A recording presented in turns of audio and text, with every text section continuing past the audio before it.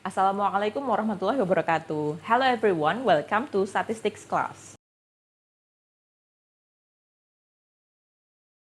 Hari ini kita akan membahas tentang uji korelasi atau correlational analysis ya. Nah, ada dua uji yang akan kita bahas pada hari ini. Yang pertama adalah uji korelasi Pearson Product Moment, yang kedua adalah uji regresi. Di uji korelasi Pearson Product Moment ini, ya tujuannya hanya untuk menguji hubungan antara dua variabel atau lebih saja, tanpa mengetahui sebab akibatnya. Nah, kemudian bedanya dengan uji regresi adalah di uji regresi ini kita nggak hanya menguji sebatas hubungannya saja, tapi kita juga menguji prediktor. Apakah variabel yang satu mempengaruhi variabel yang berikutnya, yang lainnya maksudnya, gitu ya. Jadi kalau misalkan kita menganalisis sebuah statistik nih, data statistik, kalau sebelumnya kita uji dengan korelasi dia kok signifikan, ada hubungan yang signifikan, kita bisa lanjutkan ke uji regresi. Tapi kalau misalkan di hubungan ini nggak signifikan, nggak ada hubungan yang signifikan gitu ya, kita nggak bisa lanjut ke regresi kayak gitu. Nah, hipotesis untuk yang korelasi dulu nih, yang mungkin adalah ada H0 sama HA.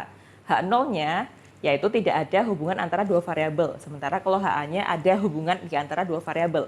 Sementara untuk hipotesis yang regresi nih, yang pertama, kalau H0-nya tidak ada pengaruh antara independent variable terhadap dependent variable, sementara HA-nya ada pengaruh antara independent variable dengan dependent variable. Lebih lanjut, kita akan bahas satu persatu ya. Jadi yang pertama adalah uji korelasi dulu. Uji korelasi Pearson Product Moment yang akan kita bahas pada hari ini. Nah, yang tadi seperti yang tadi saya sampaikan sebelumnya, uji korelasi ini hanya untuk mengetahui apakah ada hubungan antara dua variabel atau tidak, kayak gitu ya. Jadi kita benar-benar nggak tahu nih, apakah kita nggak mencari tahu sebab akibatnya. Kita nggak tahu apakah variabel A mempengaruhi variabel yang berikutnya. Karena yang dicari hanya hubungan saja. Jadi di sini benar-benar untuk mengetahui apakah variabel yang satu ada hubungan dengan variabel yang lainnya. Apakah variabel yang dependent punya hubungan dengan variabel yang independent. Nah, datanya harus berjenis interval atau rasio untuk kita bisa pakai uji korelasi Pearson Product Moment. Kemudian, uji korelasi juga bisa menimbulkan hasil yang positif dan negatif. Jika dua variabel memiliki hubungan yang positif, maka semakin tinggi variabel yang satu, semakin tinggi juga variabel yang lainnya. Tapi, kalau dua variabel tersebut memiliki hubungan yang negatif, maka semakin tinggi satu variabel, semakin rendah variabel yang lainnya. Oke, berikut adalah contoh ilustrasi untuk hubungan yang positif. Jadi, semakin tinggi X, semakin tinggi Y. Grafiknya naik ke atas ya. Sementara hubungan yang negatif, yang satu rendah, yang satu tinggi nih. Jadi X-nya rendah, Y-nya tinggi di sini. Jadi turunnya ke bawah gitu ya grafiknya. Sementara untuk yang tidak ada hubungan atau no correlations, ya, jadi gambarnya tidak beraturan. X-nya tidak beraturan, Y-nya juga tidak beraturan. Nah, kemudian berikut adalah interpretasi kekuatan hasil uji korelasi atau uji hubungan. Nah, ini ada dua tabel ya. Yang tabel kolom pertama ada kisaran koefisien korelasi dan yang kedua ada kekuatan korelasinya. Nah, kita bisa lihat di sini korelasi kita anggap lemah kalau koefisien korelasinya antara 0,0 sampai 0,3. Kemudian kita bisa klasifikasikan dia sebagai hubungan atau korelasi yang sedang jika koefisien korelasinya 0,31 sampai 0,5.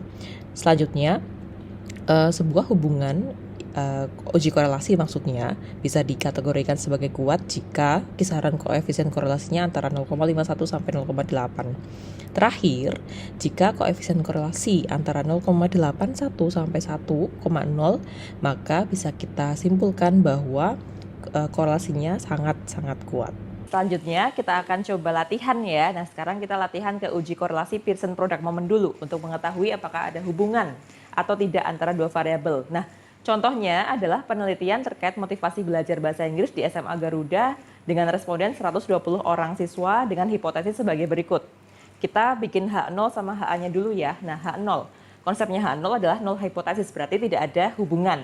Berarti H0-nya adalah tidak terdapat hubungan yang signifikan antara motivasi belajar bahasa Inggris dengan nilai ujian akhir bahasa Inggris. HA-nya sebaliknya, kita memprediksi atau kita mencoba menguji hipotesis untuk HA adalah terdapat hubungan yang signifikan antara motivasi belajar bahasa Inggris dengan nilai ujian akhir bahasa Inggris. Oke, selanjutnya kita akan langsung latihan saja ya teman-teman ya. Silakan data Untuk uji korelasinya bisa langsung diinputkan ke SPSS. Jadi sudah ada datanya, kemudian nanti tampilan SPSS-nya akan muncul seperti pada layar berikut ya. Nah, ada variabelnya, ada English score dan total motivation score, dan ada juga nama siswa di situ. Oke, kita langsung saja ya. Jadi yang perlu teman-teman lakukan untuk uji korelasi ini adalah yang pertama adalah klik analyze. Kemudian nanti setelah analyze bisa langsung pilih correlate. Nah, kita pilih yang bivariate di sini.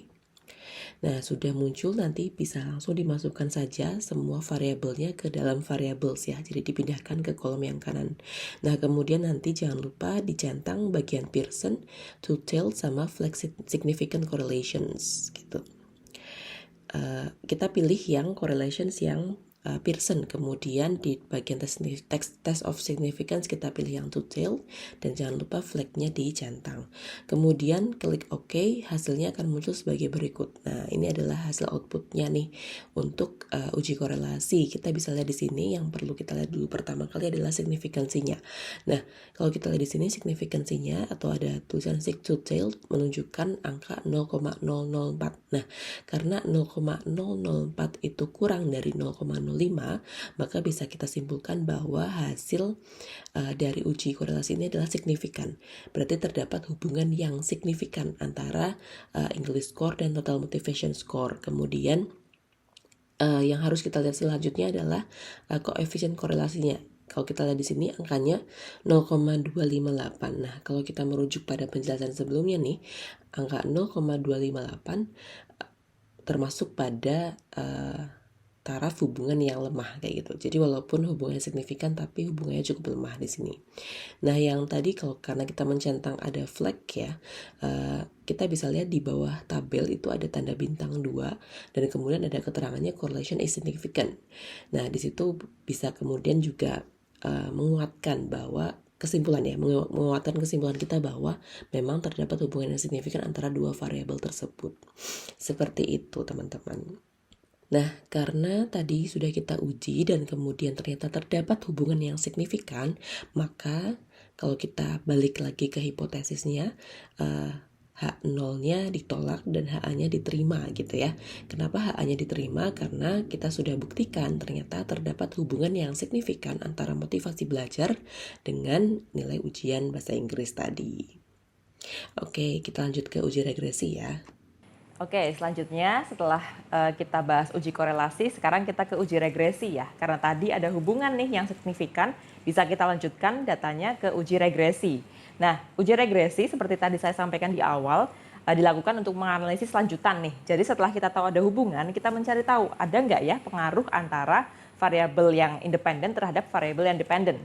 Nah, datanya juga harus sama-sama interval atau rasio. Dengan kata lain, kita akan mencari tahu apakah satu variabel tertentu itu bisa menjadi penyebab dari variabel selanjutnya atau variabel yang lainnya, seperti itu. Selanjutnya kita langsung latihan ya. Jadi kita akan latihan uji regresi masih menggunakan variabel yang sama, yaitu motivasi belajar bahasa Inggris dan nilai ujian bahasa Inggris. Nah, untuk kali ini uji regresinya mengetahui seberapa besar motivasi belajar bahasa Inggris bisa memprediksi atau bisa mempengaruhi nilai bahasa Inggris siswa. Nah, sebelumnya kita akan bikin hipotesisnya dulu ya. Seperti biasa, kita bikin H0 dulu, baru kemudian HA. Nah, di H0 konsepnya ya tidak ada pengaruh ya. Berarti bunyinya adalah motivasi belajar siswa tidak memiliki pengaruh terhadap nilai ujian akhir bahasa Inggrisnya. Nah, HA-nya sebaliknya. Motivasi belajar siswa memiliki pengaruh terhadap nilai akhir ujian bahasa Inggris. Oke, selanjutnya kita akan langsung latihan praktek untuk uji regresi. Nah, karena tadi pada data sebelumnya kita mendapati bahwa ada hubungan yang signifikan antara motivasi belajar bahasa Inggris dengan nilai bahasa Inggris, maka kita bisa lanjutkan ke uji regresi ya teman-teman ya. Jadi masih menggunakan data yang sama, kita akan coba melakukan uji regresi. Langsung saja, ini adalah tampilan data teman-teman. Bisa langsung klik analyze, kemudian pilih regressions, dan kita akan langsung pilih yang linear. Nah, setelah itu akan muncul tampilan seperti ini. Nah, ini kita perlu simpulkan gitu ya. Mana yang kemudian variable dependent, mana yang independent. Di sini English score adalah variable dependentnya dan kemudian motivation adalah variable independentnya, seperti itu ya. Jadi kita pindahkan motivation dan English score-nya ke masing-masing bagian. Kemudian kita langsung saja klik OK. Selanjutnya akan langsung muncul hasilnya seperti ini ya. Jadi ada beberapa tabel di sana. Langsung yang pertama ada tabel model summary ya. Jadi di bagian model summary kita fokuskan ke yang kolom R ya. Jadi ada nilai R sama R square. Nah di situ nilai R menunjukkan nilai korelasi antar variabel. Ini sama kayak perhitungan sebelumnya gitu ya. Jadi di tabel ini nilai R menunjukkan koefisien korelasi 0,258 yang mana menunjukkan hubungan yang lemah tadi. Walaupun lemah tapi hubungannya signifikan. Nah, seberapa besar sih kemudian apakah kemudian motivasi bisa memprediksi nilai bahasa Inggris seperti itu? Kita bisa lihat ke bagian tabel yang berikutnya ya. Ada tabel ANOVA sama tabel koefisien. Di sini kita bisa lihat pada kolom signifikansinya ada berapa sih, apakah dia signifikan atau tidak. Nah, kita lihat di sini signifikansinya untuk tabel yang di ANOVA menunjukkan nilai 0,004 gitu ya. Karena 0,004 dia kurang dari 0,05, maka bisa kita simpulkan bahwa signifikan gitu ya. Berarti prediktor atau motivasi itu bisa memprediksi variabel dependen, yaitu variabel nilai bahasa Inggris seperti itu. Nah, kemudian di tabel koefisien juga memberikan informasi apakah motivasi bisa memprediksi nilai bahasa Inggris. Nah, hasilnya juga sama ya, jadi 0,006. Di sini dia kurang dari 0,05, jadinya hasilnya juga sama-sama signifikan. Nah, jadi bisa kita simpulkan bahwa motivasi bisa memprediksi nilai bahasa Inggris. Nah, seberapa besar sih prediksinya atau seberapa besar dia bisa memprediksinya? Kita balik lagi ke kolom R square. Di bagian nilai R square ini menunjukkan seberapa besar motivasi bisa memprediksi nilai bahasa Inggris. Nah, tapi nilai R square ini harus dikalikan 100% terlebih dahulu gitu ya. Jadi dalam hal ini 0,067 dikalikan 100%. Hasilnya 6,7 gitu ya. Jadi bisa kita simpulkan bahwa 6,7% dari besaran nilai bahasa Inggris dipengaruhi oleh motivasi, sementara 93,3% lainnya ditentukan oleh faktor lain. Seperti itu. Gitu ya, semoga bisa dipahami ya teman-teman ya. Nah, sehingga karena tadi sudah kita lihat bahwa ada pengaruh yang signifikan seperti itu, maka kita balik lagi ke hipotesisnya. Nah, di sini berarti kita bisa sampaikan bahwa HA-nya diterima karena kita bisa melihat langsung hasilnya bahwa motivasi belajar siswa memiliki pengaruh terhadap nilai ujian bahasa Inggris mereka. Seperti itu. HA-nya diterima, H0-nya ditolak.